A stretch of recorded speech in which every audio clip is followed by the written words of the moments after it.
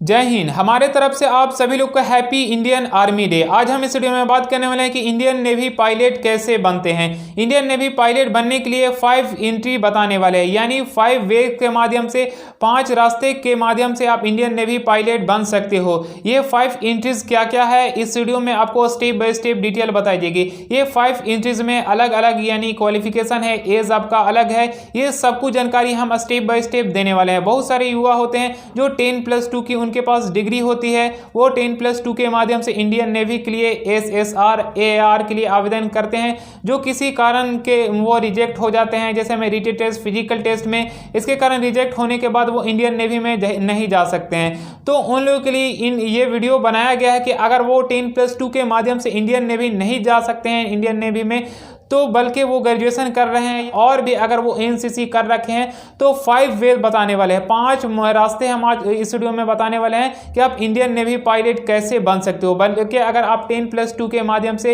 Indian navy में जाते हैं तो वहाँ पे पोस्ट आपका मिलता है 10+2 पे AA और SSR।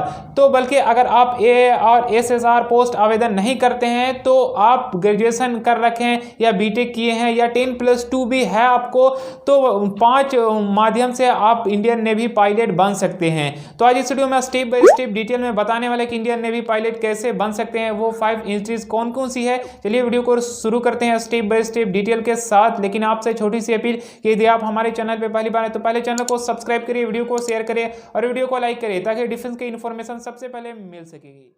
इंडियन नेवी पायलट बनने के लिए जो आपका फर्स्ट एंट्री है वो है NDA, नेशनल डिफेंस एकेडमी, जो ये खड़गवासला में स्थित है। अब NDA को आवेदन करने के लिए आपके पास एज होना चाहिए मिनिमम 16.5 और मैक्सिमम आपका होना चाहिए 19.5, यानी 16.5 से 19 के बीच में आपका एज लिमिट होना चाहिए NDA को आवेदन करने के लिए। और क्वालिफिकेशन की बात करें या NDA को आवेदन करने के लिए, तो आपके पास 10+2 की डिग्री प्राप्त होनी चाहिए। अगर आप 10+2 किसी भी स्ट्रीम से कर रखे हैं, चाहे साइंस या कॉमर्स, तो आप NDA के लिए आवेदन कर सकते हैं। बल्कि अगर आप 10+2 में अपेयरिंग कर रहे हैं तो भी आप NDA के लिए आवेदन कर सकते हैं। लेकिन 10+2 में अगर आप अपेयरिंग कर रहे हैं तो याद रहे, अगर आप अपेयरिंग में हैं और NDA के आवेदन करना चाहते हैं NDA के लिए, तो उसमें आपका फिजिक्स, केमिस्ट्री और मैथमेटिक्स होना चाहिए जब आप 10+2 में अपेयरिंग कर रहे हैं। तो अगर आप 10+2 पास कर चुके हैं किसी भी स्ट्रीम से, तो आप NDA आवेदन कर सकते हैं। इसका मतलब ये हुआ कि अगर आप अपेयरिंग कर रहे हैं तो आपका अपेयरिंग में होना चाहिए फिजिक्स, केमिस्ट्री, मैथमेटिक्स, तभी आप NDA के लिए आवेदन कर सकते हैं। UPSC के माध्यम से साल में 2 बार NDA के लिए परीक्षा की आयोजित करवाई जाती है। जो आपको सबसे पहले आवेदन करना होता है upsc.gov.in की ऑफिशियल वेबसाइट पे जाके, जो मेरे वीडियो के डिस्क्रिप्शन में इस वेबसाइट का लिंक देखने को मिल जाएगा। इसके लिए आप आवेदन करते हैं NDA के लिए। तो NDA के लिए आवेदन करने के बाद आपको मुख्यतः 3 प्रोसेस से गुजरना पड़ता है NDA में ज्वाइनिंग लेने के लिए। फर्स्ट जो आपका प्रोसेस होता है वो होता है आपका रिटन टेस्ट। रिटन टेस्ट में जब आप क्वालिफाइड हो जाते हैं तो उसके बाद आपको SSB इंटरव्यू के लिए बुलाया जाता है। जब आप SSB इंटरव्यू में भी पास करते हैं तो सबसे लास्ट में आपको मेडिकल टेस्ट के लिए बुलाया जाता है। मेडिकल टेस्ट में पास करने के बाद आपका मेरिट लिस्ट में नाम आता है। उसके बाद आप NDA ज्वाइनिंग आसानी से कर सकते हैं। लेकिन ये आपको फर्स्ट वेज में आपको बताया कि NDA के माध्यम से आप इंडियन नेवी पायलट बन सकते हैं। ये आपका पहला रास्ता था। जो पहला रास्ता में जब आप NDA के लिए आवेदन कर रहे हैं तो आपको इंडियन नेवी पायलट बनना है, तो आपको नेवी उसमें टिक लगाना होगा जब आप आवेदन कर रहे हैं उस समय। तो आप NDA में आवेदन कर रहे हैं और सिलेक्शन प्रोसेस भी समझ गए। अगर आप इंडियन नेवी पायलट बनना चाहते हैं तो नेवी पे आपको टिक लगाना होगा जब आप आवेदन कर रहे थे। तो आवेदन करने के बाद यही तीनों प्रोसेस के बाद आपका मेरिट लिस्ट में नाम आता है। मेरिट लिस्ट में नाम आने के बाद आपको 3 साल की ट्रेनिंग दी जाती है NDA में। जब आप 3 साल की ट्रेनिंग में पास कर जाते हैं, यानी 3 साल की ट्रेनिंग आप कर लेते हैं, तो उसके बाद आपको इंडियन नेवल एकेडमी में बाकी के ट्रेनिंग के लिए बुलाया जाता है। जो वहाँ पे आपको इंडियन नेवी पायलट बनने के लिए एग्जीक्यूटिव ब्रांच को ज्वाइनिंग करनी होती है इंडियन नेवी पायलट बनने के लिए। जब आप इंडियन नेवी पायलट बनने के लिए एग्जीक्यूटिव ब्रांच वहाँ पे चूज करते हैं, तो आप इसके बाद भी आपको ट्रेनिंग दी जाती है। उसके बाद ट्रेनिंग के बाद आपको सबसे लास्ट में PABT आपको टेस्ट पास करना होता है, जिसे पायलट एप्टीट्यूड बैटरी टेस्ट बोला जाता है। आप किसी भी अगर आप पायलट बनना चाहते हैं तो ये आपको टेस्ट से गुजरना पड़ेगा, पायलट एप्टीट्यूड बैटरी टेस्ट। बल्कि इंडियन आर्मी, इंडियन एयरफोर्स किसी भी में जाना चाहते हैं और पायलट बनना चाहते हैं तो PABT टेस्ट से आपको गुजरना पड़ेगा। तो इस तरफ से आप इंडियन नेवी में पायलट बन सकते हो NDA के माध्यम से। ये आप फर्स्ट इंट्रीज समझे। नेक्स्ट इंट्रीज है CDS, कंबाइंड डिफेंस सर्विसेज। इसके लिए आपका एज लिमिट होना चाहिए, मिनिमम आपका एज होना चाहिए 20 और मैक्सिमम आपका एज होना चाहिए 24 ईयर्स, यानी 20 to 24 ईयर्स के बिटवीन आपका एज होना चाहिए CDS के लिए आवेदन करने के लिए।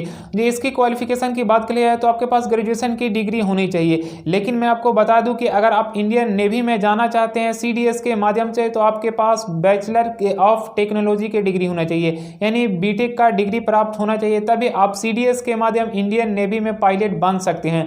क्योंकि CDS में भी इंडियन आर्मी और इंडियन एयरफोर्स और इंडियन नेवी होते हैं। तो इंडियन आर्मी और इंडियन एयरफोर्स में जाने के लिए आपके पास शायद ग्रेजुएशन की डिग्री होनी चाहिए। लेकिन मैं आपको बता दूं कि इंडियन नेवी बनने के लिए CDS के माध्यम से आप जाते हैं इंडियन नेवी में तो आपके पास BTech की डिग्री होनी चाहिए। एज लिमिट समझ गए, BTech समझ गए। उसके बाद जब आप आवेदन करते हैं तो ये भी UPSC ही परीक्षा कंडक्ट करवाती है साल में 2 बार। जब आप आवेदन करते हैं तो उसके बाद रिटन टेस्ट के लिए बुलाया जाता है, उसके बाद SSB इंटरव्यू और उसी तरह आपका मेरिट लिस्ट में नाम आता है, और मेरिट लिस्ट में नाम आता है तो उसके बाद ट्रेनिंग के लिए आपको बुलाया जाता है। इस तरह से आप इंडियन नेवी पायलट बन सकते हैं जब आप उस समय आवेदन कर रहे हैं। आवेदन करने के पश्चात जब आप इंडियन नेवी पायलट पे टिक लगाए हैं।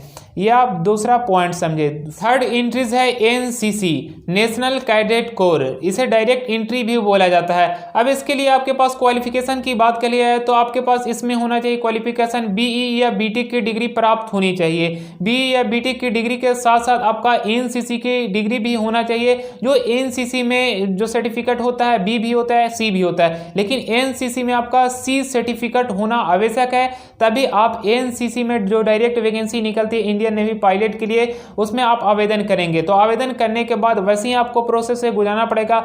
लेकिन इसमें मैं आपको बता दूं कि रिटन टेस्ट नहीं होती, इसमें डायरेक्ट मेरिट लिस्ट के आधार पे वहां पे आपको डायरेक्ट SSB इंटरव्यू के लिए बुलाया जाता है। SSB इंटरव्यू में जब आप पास करते हैं तो वैसे ही आपको जो फर्स्ट और सेकंड प्रोसेस में इंट्रीज में जो समझे वैसे ही आपको इंट्रीज होती है। उसके बाद आप इंडियन नेवी पायलट बन सकते हो NCC डायरेक्ट इंट्री के माध्यम से। फोर्थ इंट्रीज है SSC, short service commission. Short service commission को आवेदन करने के लिए आपका मिनिमम एज होना चाहिए 19 और मैक्सिमम एज होना चाहिए 24 ईयर्स, यानी 19 से 24 के बीच में अगर आपका ये एज है तो आप शॉर्ट सर्विस कमीशन के माध्यम से इंडियन नेवी पायलट बन सकते हैं। और इसमें क्वालिफिकेशन की बात करी जाए तो आपके पास 10+2 की डिग्री प्राप्त होनी चाहिए। लेकिन 10+2 में आपका फिजिक्स, केमिस्ट्री, मैथमेटिक्स भी होना चाहिए और 10+2 के साथ साथ आपका BE या BTech की डिग्री होना चाहिए, तभी आप इंडियन नेवी पायलट बन सकते हैं SSC शॉर्ट सर्विस कमीशन के माध्यम से। और उसके बाद जब आप आवेदन करते हैं तो वैसे ही आप फर्स्ट और जो सेकंड इंट्रीज में समझे प्रोसेस, जो आपका फर्स्ट प्रोसेस होता है रिटन टेस्ट, उसके बाद आपको SSB इंटरव्यू के लिए बुलाया जाता है, मेडिकल टेस्ट और मेरिट लिस्ट में नाम आता है। वैसे ही आपको इसमें भी चयन किया जाता है। आप इंडियन नेवी ऐसे भी पायलट बन सकते हो। सबसे लास्ट इंट्रीज में आपको बता दूं INET, Indian navy entrance test. इसके लिए आपका एज होना चाहिए मिनिमम 20 और मैक्सिमम 24 ईयर्स।